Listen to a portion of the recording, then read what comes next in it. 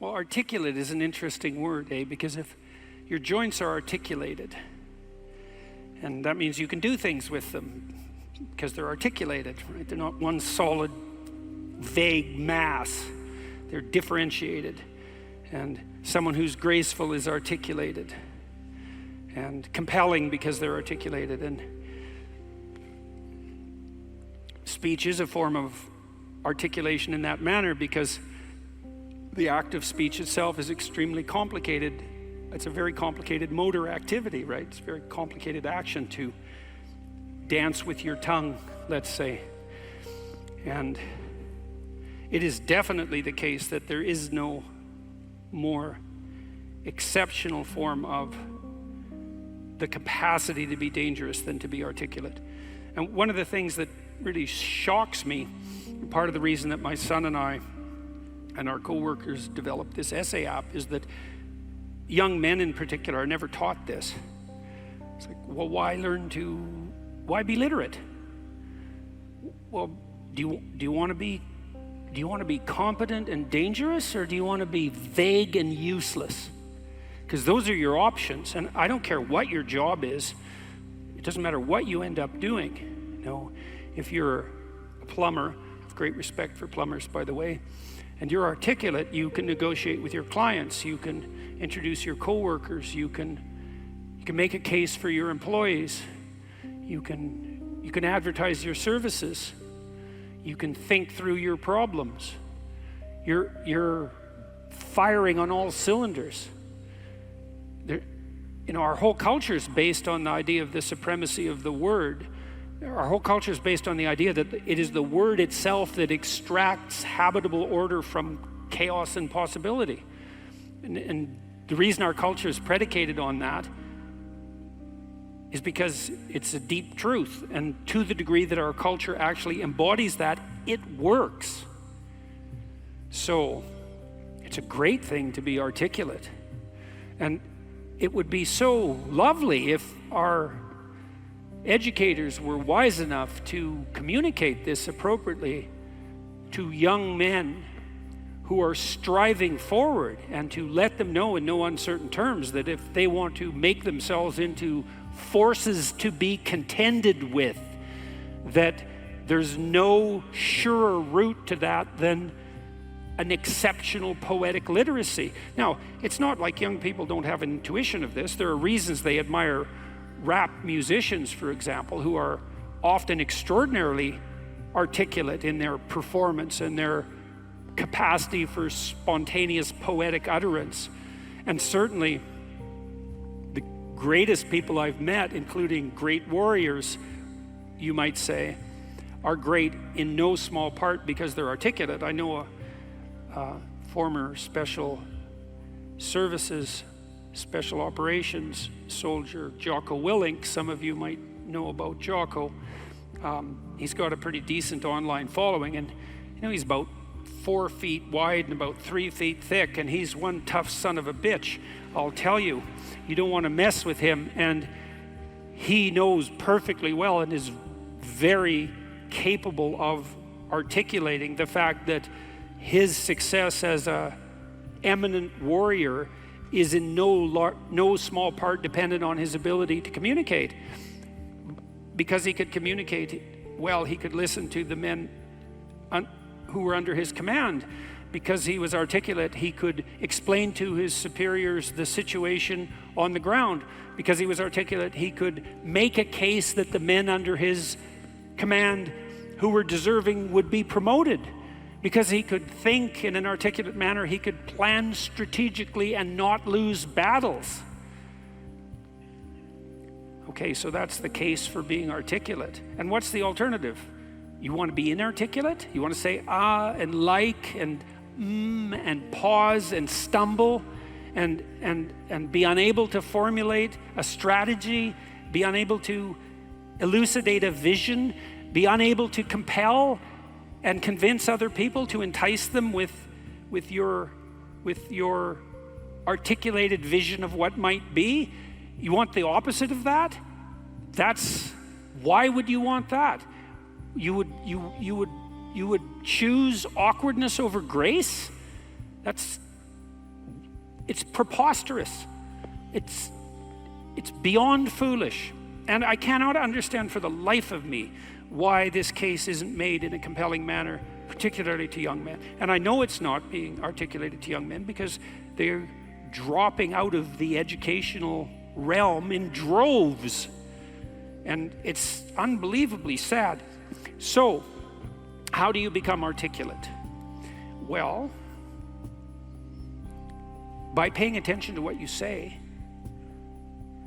That's a good start. And what do I mean by that? I mean pay attention to what you say. So you can think of this as an analogy.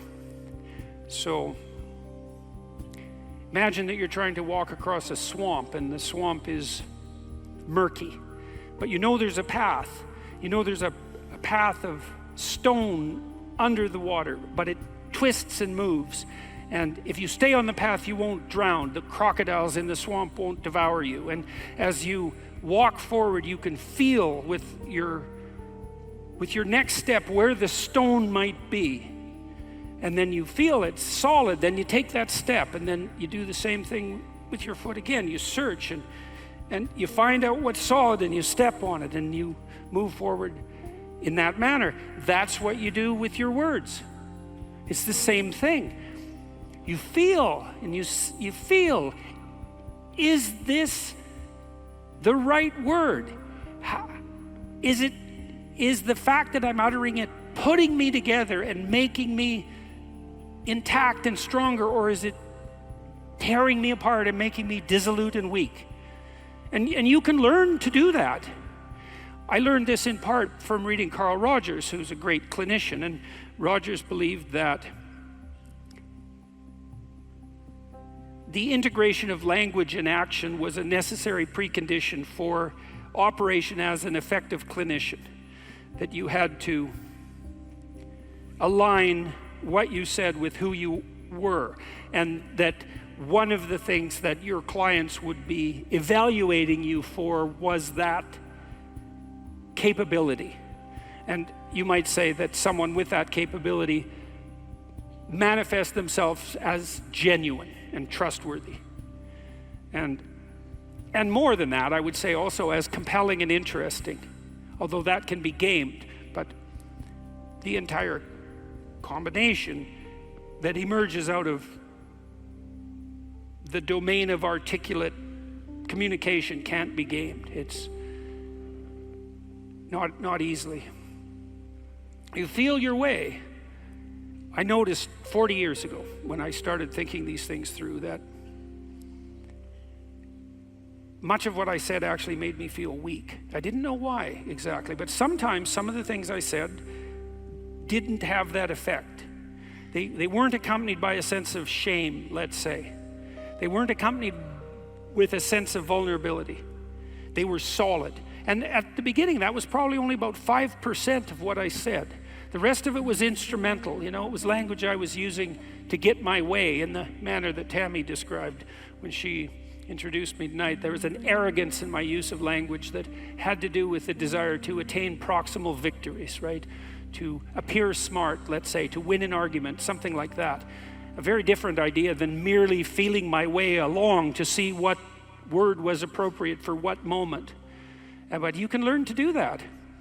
And you can listen to yourself, and you can stop humming and hawing and using like and you know and fillers.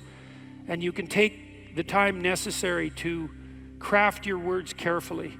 And you can practice merely saying what you believe to be true. And you can read. And you can read great writers. And you can write. And you can write about what you think about the problems that obsess you. And you can become articulate as a consequence. And there'll be nothing about that that isn't the adventure of your life. And so it's a moral endeavor in some real sense. Right? To become articulate is to become the master of your own tongue. And to become properly articulate is to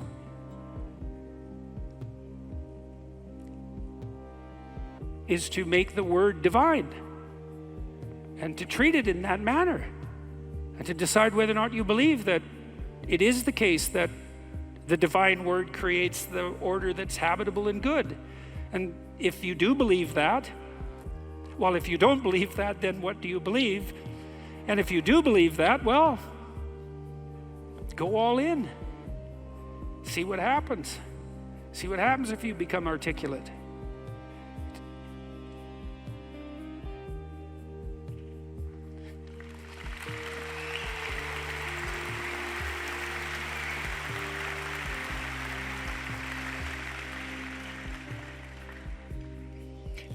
I'll give you one more small example. Tammy touched on this in the introduction too. She said she'd learned to pause.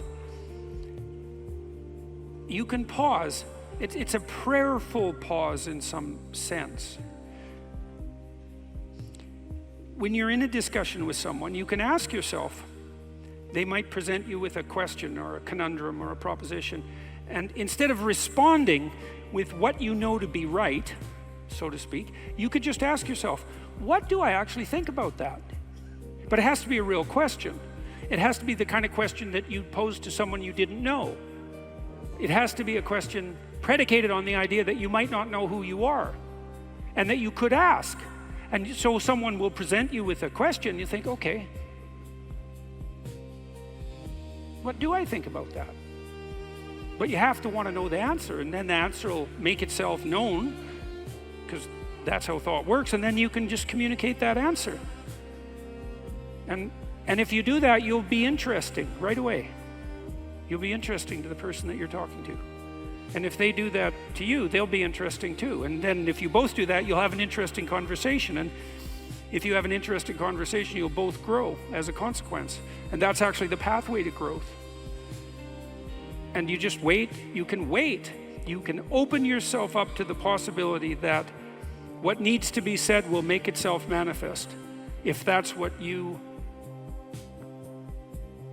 are striving for, if that's what you're asking for. And then you can merely communicate that. You have to abandon instrumentality to do that. So one of the reasons Joe Rogan is so successful, by the way, is that that's what Joe does. He just asks questions. He isn't trying to get something from his guests. He's not trying to become more famous. He doesn't need any more money. There's no instrumental utilization of language in his discourse. He's just a humble lunkhead, you know, in the most profound sense, who would like to know more than he knows, and who asks all the stupid questions he can think up. And it turns out that he's actually very, very smart and very well educated now, after talking to hundreds and hundreds of people and listening.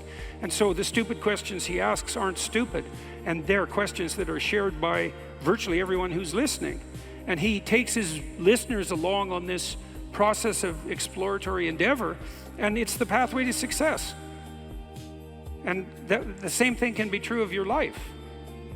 The pathway to success is much,